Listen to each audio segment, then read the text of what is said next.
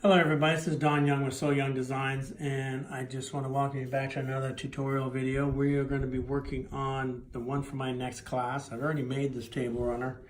I had to get it done and get it into the shop so they can have it for a sample. So I'm going to do one of the panels with you guys. I didn't get a chance to videotape while I was making it. I was just too busy, so I'm going to do one of the panels for you right now and show you how I did it. This is an Easter table runner where you're going to use coloring book pages, and we did all of this inside the Destiny machine. You can do it with a Solaris, you can do it with a Luminaire.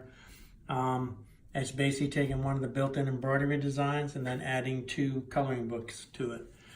So I got some fabric hooped up. Just grabbed a piece of just a solid fabric. That's what I use on the other ones. I use different solid colors. I'll post pictures of what it looks like. You can see on the back my stabilizer, just a no-show mesh on the back, but I save all the short pieces whenever I'm doing the need a good design stuff. I get a lot of pieces left over, so I save all of my short pieces. And the reason I save them all is because I can sew them together like that. And when I sew them together, I can use them for demos and for test stitch outs and stuff like that, so I don't waste my good stabilizer.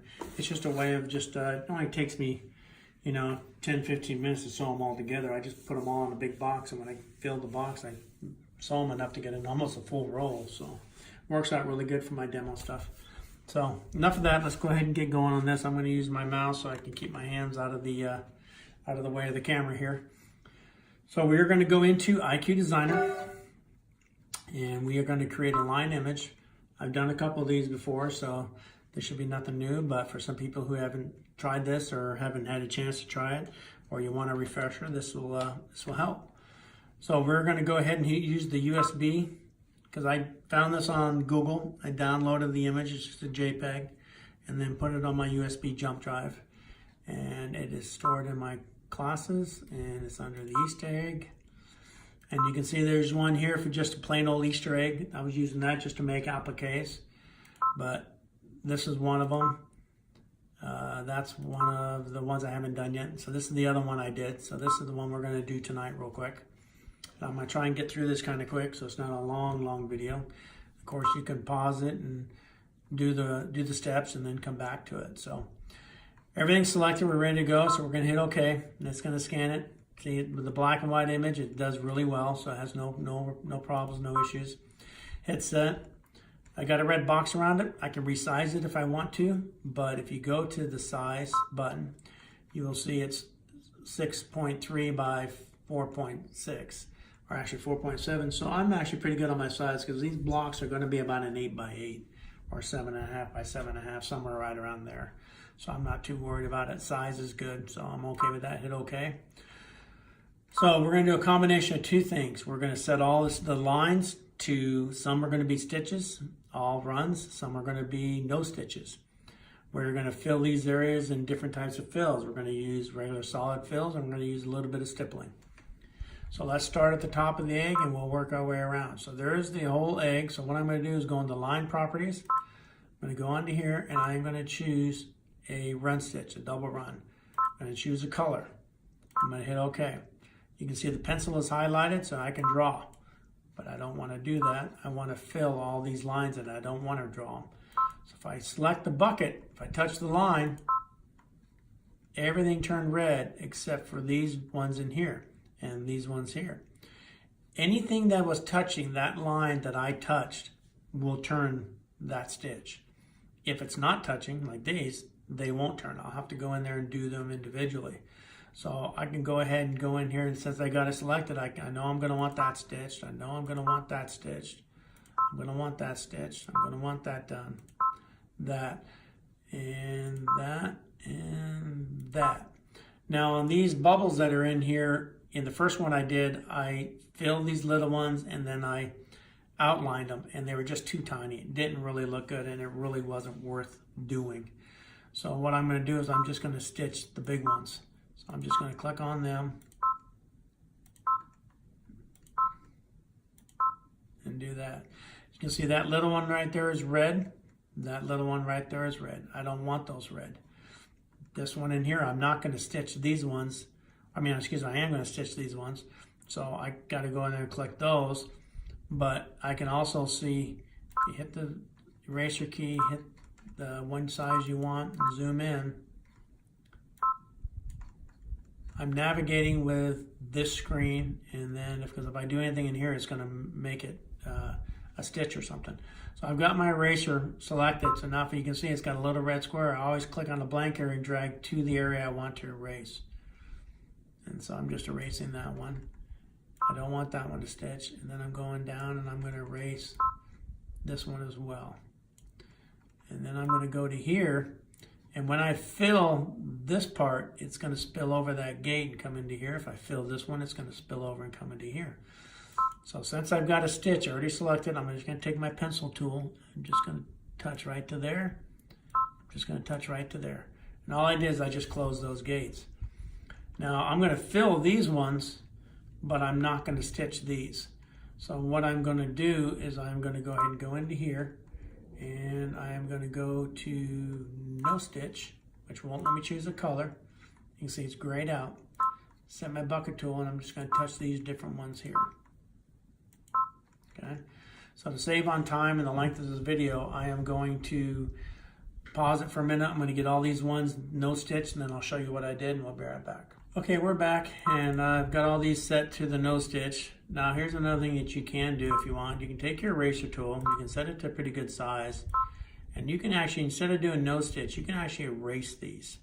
And what I'm doing by erasing them is, like I said, when I do a lot of this stuff, I learn so much just by trial and error and trying different things. But I noticed when I did my stippling on my other one, it kept going around these, and it kind of made my stippling look different different than what I wanted. So I'm going to try something. If we erase these, maybe the stippling won't think of those as objects to go around, and it'll actually stitch in these areas. That's what I'm hoping. So since I'm not going to stitch them, I might as well just erase them. Now these other ones that I'm not stitching, I don't want to erase because I want to fill them. So let's start doing some filling. This is the fun part. So we're going to take our paint bucket. We're going to take our regular fill stitches, and we're going to start with a good purple here. We'll hit that, and we'll take our paint bucket, and we'll just start touching. When I stitched these out on the first egg I did, I actually did them with a variegated thread, and they turned out really nice. So that's an option. If you have variegated threads, you can always stitch them with that to give you different color options. So that looks really good, and then I'm going to go to a yellow center. And then I'm just going to turn around. I still got my fill bucket highlighted. I'm just going to touch and fill it. Now the area on the outside, this area in here, I'm not going to fill. I'm not going to do anything because it's going to be covered by the applique. Okay, so now we're going to go in here and we'll go ahead and fill these butterflies. So let's do them in a different, still a lighter purple, I guess. Try that. And we still got the bucket. So we get those two wings done. Come over here, we'll get that wing and that wing. And then we're going to fill the inside. And we'll do that with still with this color right here. Same thing, still got to select it, so I can click that one and click that one and click that one. That one. That one. That one, that one, and that one. There, it looks pretty good. So now we're going to fill these other ones, and I'm just going to use a darker pink on that. And like I say, the colors I'm using, you don't have to use. I'm just telling the machine these are different colors. So when I start stitching, I'll lay out my colors and see what I want to stitch and what colors I want to use. And these might be totally different colors. It's just for right now, this is what it is. So now we need to get the body, so we'll just use let's use a brown here. We'll fill him in that one. So let's take a little step back. We'll look at it. Our butterflies are done. These are all done. It all looks good. So let's fill in all these stripes up here. So I'm going to go back to the fill, and let's start with a red, and we'll hit okay. And we're still on fill, so I'll fill that one in a red, and maybe that one in a red. And we'll go to a gold color, and we'll do that one. And maybe we'll go to a blue, that one.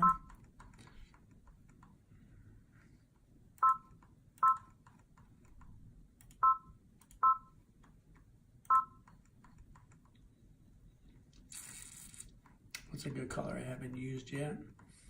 Let's try a dark blue. And there we go. So I got that all done. So now what I'm going to do is I'm going to fill this area in a stippling, and I'm going to fill this area in a stippling. So we still on our fill. We're just going to go select a different stippling. So I'm going to select this one. I'm going to hit OK, and I'm just going to touch inside there. So that's all filled in there. And it looks like, yep, it did. It stitched right over, or it's showing that it's going to stitch right over those. Versus here, and the butterfly, you can see that it's not going to stitch over it. So we'll find out when it actually does it and see what it does. So I'm going to change to a different stippling. I'm going to go into here and I'm going to hit one of these other ones. I know the Solaris and the Luminaire have a lot more different stippling designs. If you have Kit 2 on your Destiny, you're going to have a few more as well. So we'll hit that and we'll use just the same color and we'll just do that one there. Actually, I think I'll change the color just so it forces me to do a color change to make sure it doesn't stitch it when I'm not paying attention. So there we go, pretty much got it all. So I'm going to go ahead and hit save, and I'm going to save it to my pocket. I'm going to hit save, and I'm going to save it to my USB also. So now we're going to go to next, and as you can see, this little egg here right now, that little part up there is the marching ants. That's what I'm setting all these settings to. But if I hit the link button, all my fills are now going to be edited at one time. So I can go here and turn undersewing on, pole compensation I don't mess with. Density I always take up to 110. Angle I'm going to leave on auto. You can go back through and unlink it and do each one of these individually and set these parameters and change the angles if you want, but it's very time consuming and I'm not going to do that right now. So we're going to go to the next stitch, which is going to go this way. So now it's telling me that it's the run stitch. I'm going to hit link and it gives me all of my run stitches.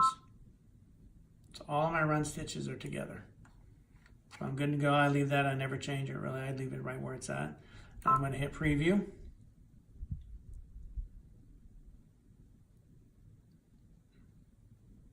And that's what it's going to look like.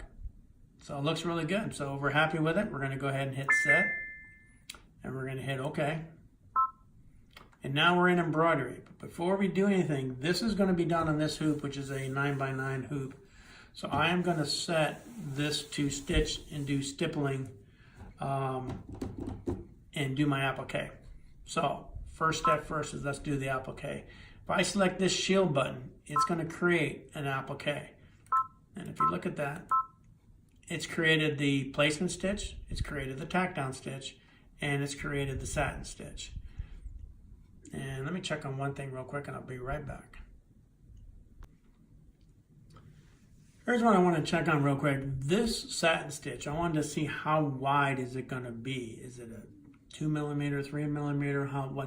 What's the width? So if you go to the settings and you go to page 8, it gives you embroidery applique distance.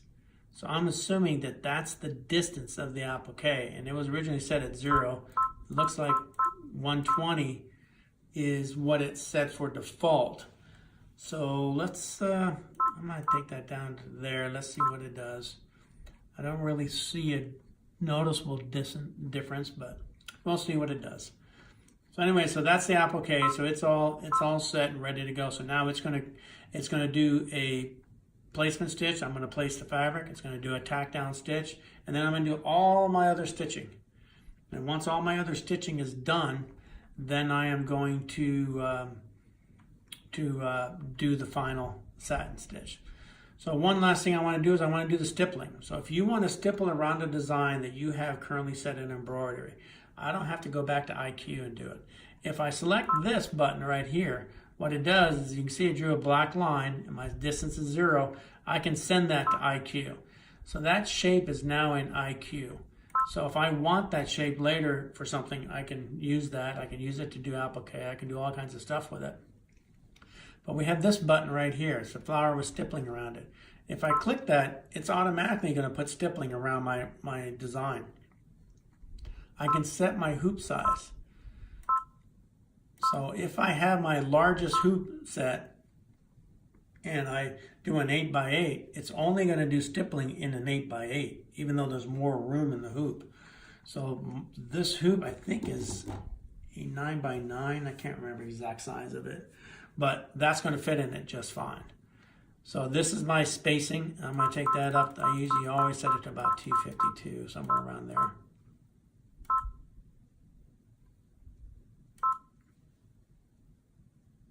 And there we go. There's our stippling.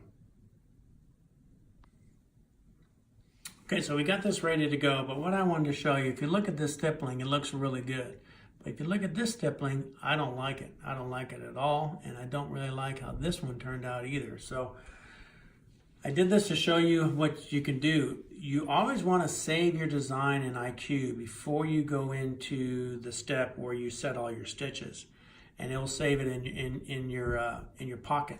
So I save this in here, so I can click on here, I can click there, so this is saved. I can get out of here, I can go back to iCUE, I can load, I go to my pocket, and there it is. And I hit set, so there it is. It's all ready, because I saved it before I went to the next step. So if I go to the next step, you see none of this is set. So I've got to do all this again, I've got to link it. That's linking all of my fill stitches. And I'm going to turn that on. I'm going to set the density to 110 and do set. Okay. I'm going to go backwards. I'm going to do all of my run stitches and I'm going to set those. But what I forgot to do is to go back one more somewhere in here. I got to get to all the fills. Where is stippling?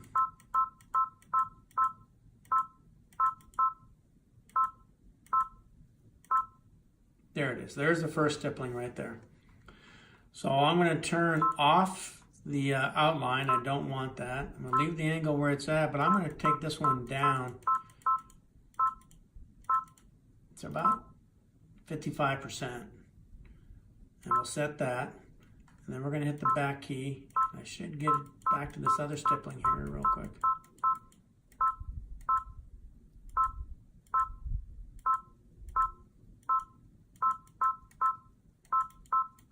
There it is, right there.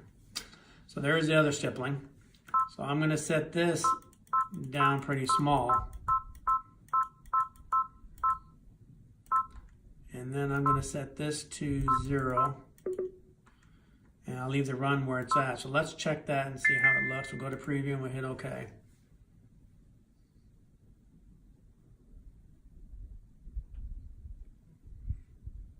So it looks a little better, but let's take it a little smaller. This looks a little bit better. So let's go to return. I should be able to go right back to that. And let's take it down a little even smaller. How small will it go? Let's try that. See how that looks.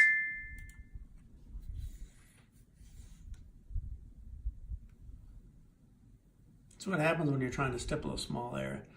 That looks a little better. It's not really getting up into here. It is definitely covering those other ones, those stitches I took out. So I think I'm going to be okay with that. We'll just leave that. We should be fine. And we'll go with that. So I'm going to hit set. I'm going to hit OK. And now I'm back in embroidery again. So I got to do these edits again real quick. So we're just going to hit that. That's set. We're going to hit that. And we're going to go to... So tonight you get to see all my mistakes.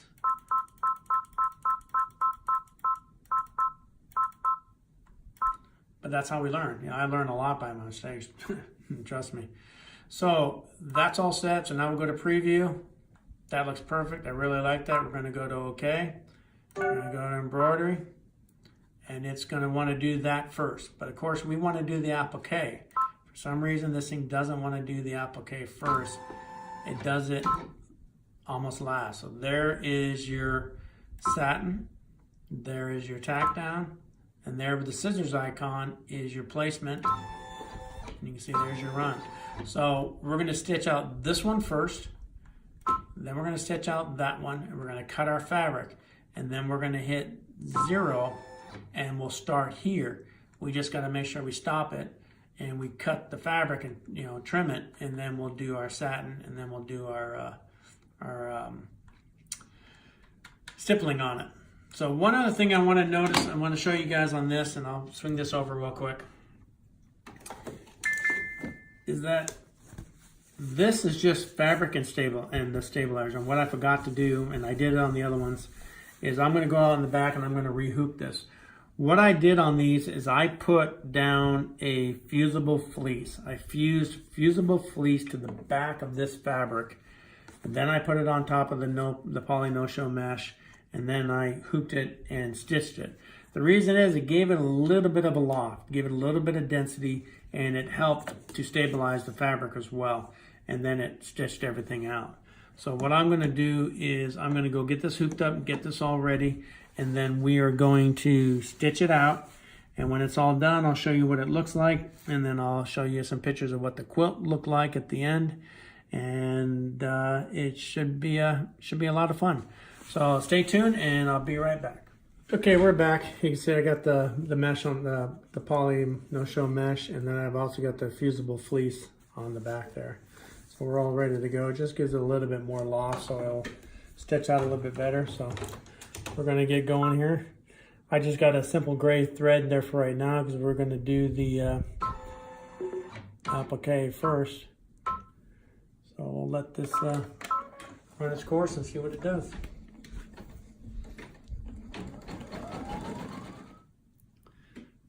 Okay, you can see the outline of our egg here for the applique. I'll cut out the piece of fabric and put it down over the top of that, and then we'll hit the next step, which will be the tack down stitch. Okay, the one thing about when the Destiny does these automatic appliques and it's not done in software is the placement is a single run, the tack down is a single run, and then you got the satin. But I always like to have the tack down to be a double run. So usually in Anita Good, a lot of the ones, I'll stitch in one direction, then I'll turn around and go back and stitch in the other direction. So all I'm going to do is just back up for 1 second and let it do the same run again and just stitch over itself. That'll give me a double stitch on it before I cut out the fabric. You can see it did a pretty good job on the applique. We got the double stitch down on it. Went ahead and cut it. And now I'm going to go ahead and start doing all the regular stitching on top of it. I'll stop and show part of it, but I'm not going to videotape all the stitching. But pretty much when it's all done, I'll show you guys right before we do the stippling. Talk to you then.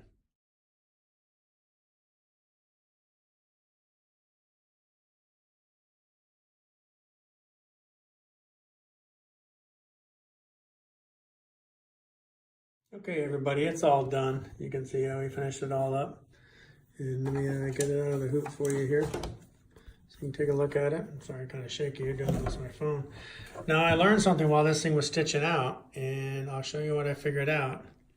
Remember we were talking about the offset on the applique.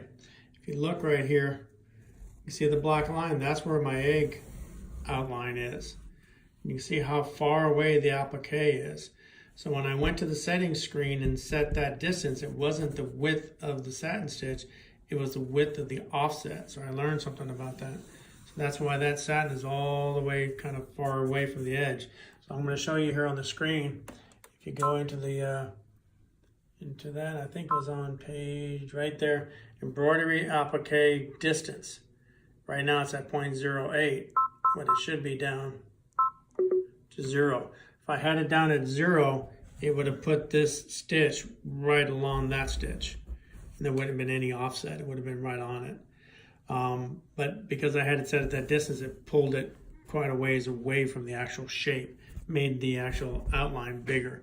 I mean, not bad. It still looks good. It's not bad at all. There we go. That's better.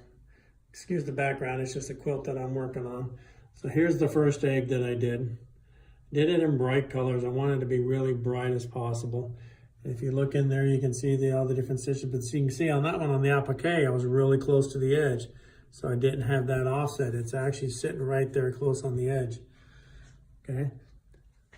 This little guy is in the Destiny 1 and 2. He's a built-in embroidery. And the font is built into the machine. The jelly beans, those are ones I bought off Etsy for like $1.50 or something like that. It wasn't bad at all. I just put them on the border. And then that's the egg that we just did. You can see I did it in the variegated thread and everything else. I did that one on a yellow. Let me back up here a little bit so I can kind of show you the whole runner. And that's pretty much it. It was a really simple runner to do, all done in IQ. You can do something like that very easily with any kind of coloring book page. I'll be doing some more of them to show you some different ways of doing different things. I like to do like a big medallion or something.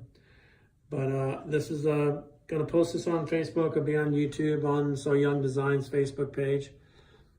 Please like and subscribe on YouTube, and that way you can stay in touch, and I can send you any different ones I do and the different lessons that I do. And I appreciate your time. Thank you.